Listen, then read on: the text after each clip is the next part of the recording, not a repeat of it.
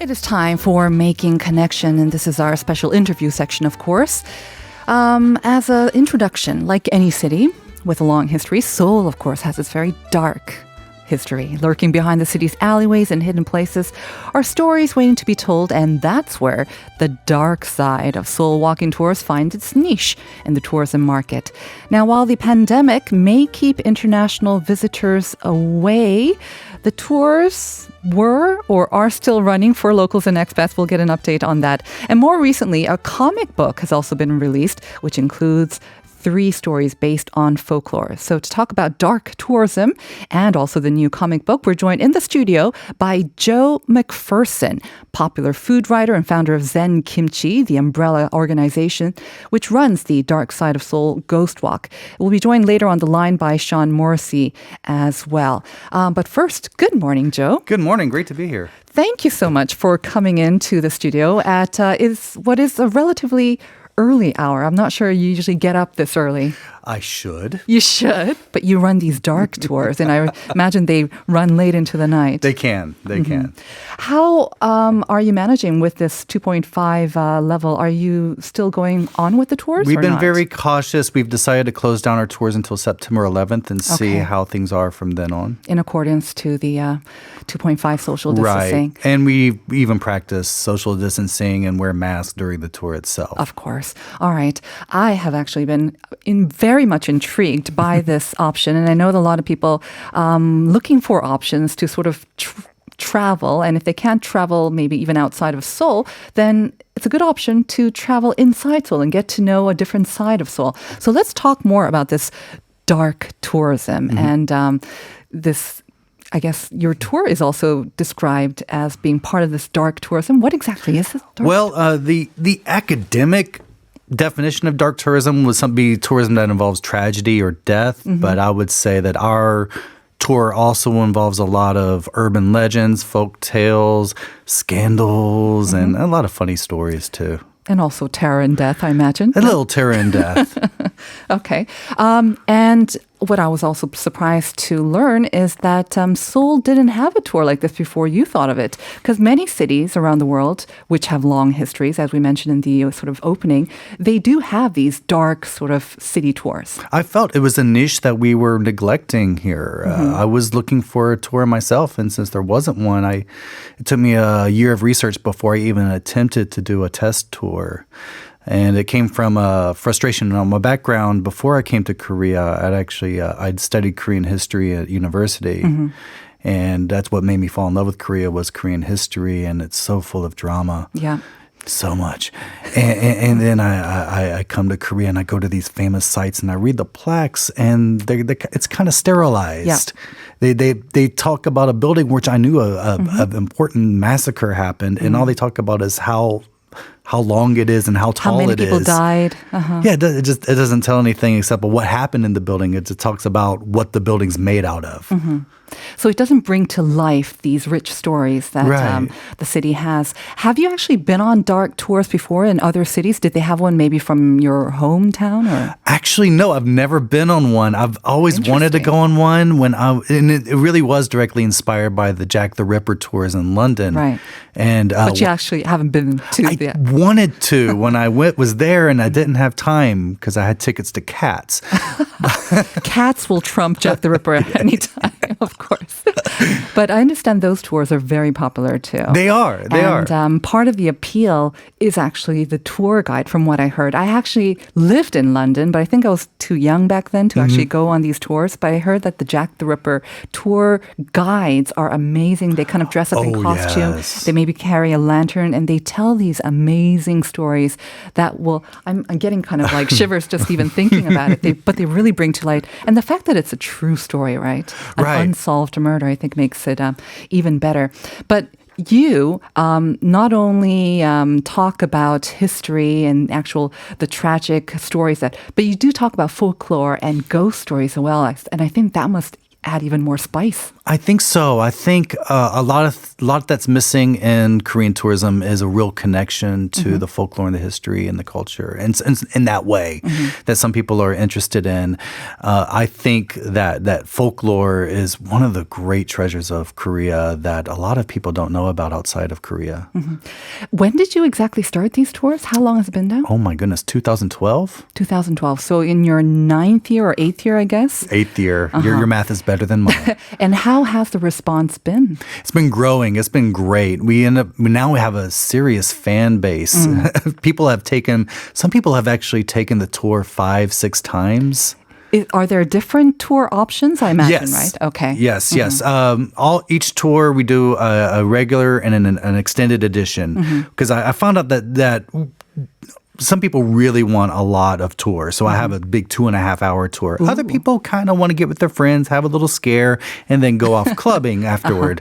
So we have those two options. Also, our weekday tours follow a different route than our weekend tours because it's different guides. Sean and I do it.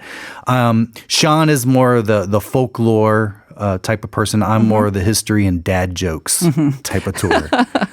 I did look up your website because I'm also very much into horror flicks and books as well. You're braver than I am.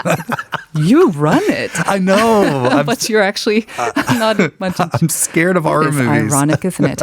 But I did notice because I was thinking maybe I can do it with my son who was in town, but he's 13. Oh. And I did notice you have a little note that this is for adults. We do have exceptions. It's parental guidance suggested. Okay. If parents are okay with some of the content we have. But I just don't want, sometimes we have tours with a lot of young children and I have to really censor Tone it myself. down, right. But it is quite scary and there's, I think maybe some sort of adult humor as well. Yeah, it's a lot of adult humor and it's more thrilling and spooky. I would say spooky more than scary. Okay. I know that a lot of your customers will probably have been sort of overseas travelers and they want to see a different side, a darker side of Seoul. But of course, because of the pandemic, inbound tourism has basically ground to a halt. Right. So I understand, is that sort of the rationale for bringing up this comic book, for creating this comic book? It was started way before then. We did a Kickstarter early in 2019, Okay. quickly hit our goal. When we hit beyond our goal, raising money to start it. All right. Well, let's bring Sean Morrissey on the line now because he is actually, I understand, a driving force behind the comic book. So Sean Morrissey is a heritage interpreter from Canada. He also works as one of the guides for the Dark Side of Seoul tour, and he put together the comic book. Good morning, Sean. Good morning. How are you? Very good. Thank you for joining us on the line. So, Joe talked a little bit about how the idea for the comic book actually started way before the pandemic. Can you tell us exactly what prompted you to come up with this idea? Well, being one of the guides on the tour, there's so much content that I would like to share, but with the limitations of time on the tour, there's not we're not able to share as much content as we'd like. So 1.5 hours or 2.5 hours wasn't enough? Right.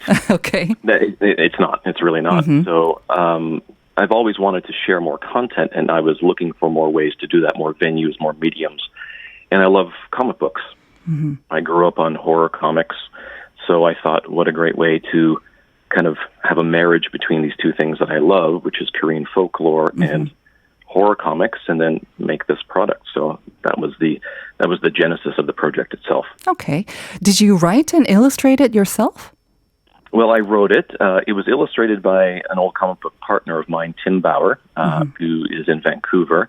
But yeah, I wrote it. I adapted the stories from folk tales that I've been studying for the last 20 years. And that wasn't easy, choosing the stories because I only included 3 that I adapted for the comic, but I had to really whittle it down. Right. And that was pretty hard. And I have to think, I mean, you say you wanted to share more content about these tales, but to do it in comic book form would also mean that you have to kind of reduce the script itself too, in a very, very compact form. That must have been very challenging for you. Looking at the actual pictures, though, because Joe very helpfully just handed me a copy. I'm not a horror comic book fan. I can't say that I've seen a lot, but I have to say, when I first saw the photos, they don't look. I mean, the pictures, they don't look like your average comic book. And I guess it's because they are Korean characters and they are dressed, a lot of them, in old costumes as well. It seems to be a very different look. I think when I wrote the script, I was very attentive to how I wanted the comic to look. Mm-hmm. And, most of it is set, say, in Chosun or even as far back as Goryeo. And that was very much in the forefront of my thinking when I was writing the script. Mm-hmm. And then Tim, the artist, he did an excellent job of interpreting my script and making it look the way it does, which is excellent. And like you say, it does really look like Korea. Right. When I look at it as well. Did he maybe refer to like Kingdom or some other sort of dramas, historical dramas? No, I prefer to refer to older texts and even older photos. Mm-hmm. Some old photos that exist from the late Joseon Dynasty. Those were indispensable in getting the look of the comic. Mm-hmm. You mentioned before that you are a fan of horror comic books. And I understand that you're also from Newfoundland. I used to live in Canada a little bit, and I didn't pick up any, Newfoundland sort of horror stories or ghost stories that come from Newfoundland. I remember Newfoundland being the subject of a lot of jokes, if you don't mind my saying. So right. What sort of prompted this interest in Korean folklore and ghost stories? Is there a connection there, or is it just you, basically? No. Basically, first I'll say all those Newfie jokes were written by Newfoundlanders. But yeah, no, Newfoundland is steeped in ghost lore. Okay. When the Irish came across the Atlantic and settled there, sometimes forcibly, they were forced to settle there from the British. Mm-hmm. They brought a lot of their lore with them, and this included the idea of the banshee and other ghosts and fairies. And fairies were a consistent folk belief and folk tale that I heard growing up. Don't go in the woods or certain part of the woods after dark. Wear your clothes backwards. Carry bread in your pocket. All these folk beliefs were established in Newfoundland from a very long time ago and came from the Celtic roots of the people. Wow. So Newfoundland is very, very deeply steeped in, let's say, monstrous folklore. You know how sometimes we have similar sayings in different countries. Did you see any sort of similar ghost stories or folk tales connecting the two as well, the two countries? Well, yeah, that's a consistent thing that you can find around the world.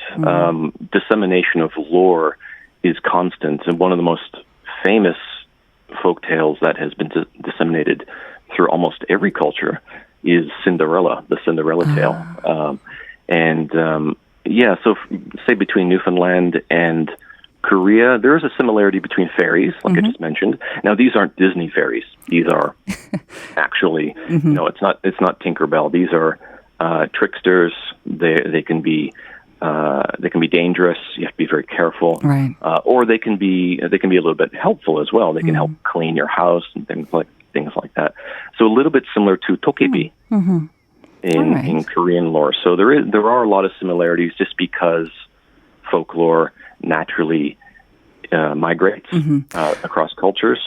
All right. Sean, I just want to ask you one very quick question now before we turn back to Joe, who's been patiently waiting next to me. Where can we get these comic books? In the local bookstore? Or? Well, they're being sold on our website. Okay. So if everyone goes to darksideofseoul.com, you'll see right on the top of the page, you'll see the comic book is now released, and then it'll give you the link directly to our store. We do have print copies available. Currently, because of the coronavirus, it's really difficult to post them internationally. Right. So for people in Korea, if you wanted to a print copy, you can get them shipped to you here. Otherwise, if you're overseas, the best option is the PDF or the CBR versions. All right. Thank you very much, Sean, for joining us on the line. Thank you. Best of luck. Take care, Joe. You too, Sean. Bye, buddy. All right, Joe, let's turn back to you. You said you came to Korea because you were studying history. And Right. you studied the history of Korea. But that's quite different from collecting all these ghost stories Right. and folk tales and whatnot. So how did you go about that? Because a lot of them, I mean, they could be documented, but I imagine a lot of them are also just told orally as well. That is true. A lot of them can come from taxi drivers. One Grandmas. of my yes, grandmas. One of my tactics is I get Korean historians drunk at bars, and because they usually say, "Oh no, there's nothing wrong with Gyeonggi-gung Palace," and then I'd say, "Then oh well, actually, there's this one story." Oh, And good I get tactic. that. Even university students are great because they're a wealth of information for urban legends. True. They Very have the true. best ghost stories. Even better high school students, but they'll be a True. little bit busy, so you can't talk to them so much. Yeah. True. So Okay, it's really so that's fun. how you did it. And you just collected them. Was there sort of one story, do you remember, like that really kind of piqued your interest and kind of prompted you to take this next step? Because you were running, and you still are running this very successful food tour, and you write about it extensively as well. Right. But I imagine, what was the trigger kind of that made you want to Initially, share this? There were some moments in history, the history of like Prince Sado, which we're actually doing a show on tomorrow, and you know what got me was when I was doing my research, I found out there's a bridge right on the Cheonggyecheon River that a lot of people don't know is actually a tomb. There's a lot of bridges. Which one are you talking about? You have to go on the tour to find Okay. out. It was a tomb. How did It come was again? a tomb. It was a former queen's tomb, and her stepson, when he became king, didn't like her, so he dismantled her tomb and used the stones to build the bridge. So people would always walk on top of her grave. And the stones are still there now. Yes, That is fascinating. you can even see, and some of them are upside down to even further. Further mess it up. Yes, That's very spiteful of a stepson to do yes, that. it is. Do you also have a favorite sort of ghost story? Yeah, there's one I love to end my tours with, and it did come from university students, and it's about. I know it's a little early, but maybe like an abridged version. Yeah, a little bit. It's university students going up, hiking up a mountain in summer, and one of the girls wants to stay behind, and she goes inside this shelter, and then rain starts. Not a good idea. Yeah, and there's a bang on the door, and her friend and his friends all come in, but her boyfriend's not with them, and they said he died on the mountain. And then while her friends are consoling her, there's a knock on the window, and it's the boyfriend telling her to come on out, and she's afraid he's a ghost. And but then they tell her not to go out there, but she ignores her friends and goes out because she says, I have to say goodbye to him. And he grabs her and takes her, runs down the mountain, and near the bottom of the mountain, she pulls back and says, what's going on? And he says, at the top of the mountain, there was this landslide. All of our friends were killed. I'm the only Except survivor. for me. Yeah. I know the story, and yet I still get goosebumps. Me too. You Me do too. Daksa. Every time. That's funny. You have to be scared to scare others too. That is quite funny. As we mentioned, you've kind of put things on hold right now because of the higher sort of social distancing measure. Right. But you have amazing stories. And I understand aside from the comic book, there's also another channel that people can also listen to. We have lots of things. One thing is our Facebook page, facebook.com/darksideofseoul. We active group. We do watch parties of horror movies. We also run a podcast, Dark Side of Soul podcast. You can get on any podcatcher, where once a week we cover just a topic of anything to do, all the way from UFOs, history, true crime. Tomorrow we're releasing an episode about Prince Sado, who's we say he's Korea's first serial killer. First known serial killer. Yeah. You know, because I mentioned that Kingdom, and it's hugely popular overseas right now. I think, the zombies, it's right, again, which is part actually of the based appeal. on a pandemic that was a real pandemic in the 1700s. There you go. I imagine, are you also getting a lot of interest from overseas people? Because you worked with overseas producers for your food tours Right. and food content. But even with this, are you also getting some knocks? Slowly, Oh, very slowly. cool. I think it's because we have a growing grassroots fan base. Mm-hmm. That's been helping us grow quite a bit. Right. Well, Joe, I am quite sorry to hear that the tours are on hold right now because I was actually going to sign up. But, Safety first. Safety first. It'll still be there. But you said after September 11th. We'll update it after September We'll update. 11th. We'll see how the Okay. situation is. I very much look forward to it. And I want to thank you very much for coming in today and sharing some of your stories. Thank you.